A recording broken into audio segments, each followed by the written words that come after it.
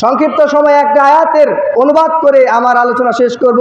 আমার পাশে উস্তাদ শায়েখ রফিকুল ইসলাম হাফিজাহুল্লাহ, উনি আমার উস্তাদ, উনি আমার পাশে বসে আছেন। একটা আয়াত বলে আমার আলোচনা শেষ করে দেব। উস্তাদজিকে আলোচনা করার জন্য অনুরোধ করে আমার আলোচনা শেষ করব। সেই আয়াতটা হলো আল্লাহ সুবহানাহু ওয়া তাআলা পবিত্র কুরআনুল কারীমে আল্লাহ সুবহানাহু ওয়া তাআলা বললেন, হে পৃথিবীর মানুষ, তোমরা শুধু নিজেরা একা সালাত আদায় করলে চলবে না, তোমাদের পরিবার পরিজনদেরকে সালাতের নির্দেশ প্রদান করতে হবে। এই ব্যাপারে আল্লাহ সুবহানাহু ওয়া তাআলা শক্তভাবে আয়াত নাজিল করে জানালেন, ওয়া আমুর আহলাকা বিস-সালাতি ওয়াসতাবির আলাইহা। হে পৃথিবীর মানুষ, তোমরা শোনো, তোমরা তোমাদের পরিবার পরিজনদেরকে সালাতের নির্দেশ প্রদান করো।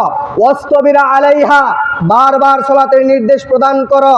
লা নাসআলুকা রিজকান, হে পৃথিবীর মানুষ, তোমাদের কাছে আমি টাকা পয়সা চাই না, অর্থবিত্ত চাই না, বাড়ি গাড়ি চাই না, বংশমর্যাদা চাই না।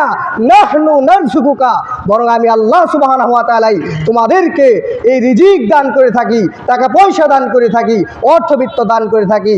নাহনু নারযুকুকা ওয়াল আকিবাতুল তাকওয়া, যারা পরিবারে সালাতের নির্দেশ প্রদান করবে তারা তাকওয়ার উপর রয়েছে, তাদের জন্য জান্নাতুল ফিরদাউস আল্লাহ সুবহানাহু ওয়া তাআলা নির্দিষ্ট করে রেখেছেন। আল্লাহ সুবহানাহু ওয়া তাআলা যাতে আমাদের নিজেদেরকে জাহান্নামের আযাব থেকে বাঁচার তৌফিক দান করেন এবং আমাদের পরিবার পরিজনদেরকে যাতে সালাতের নির্দেশ প্রদান করার তৌফিক দান করেন, এই কথা বলে এই আয়াতের শুধু স্বর অনুবাদ করে আমার সংক্ষিপ্ত আলোচনা শেষ করছি।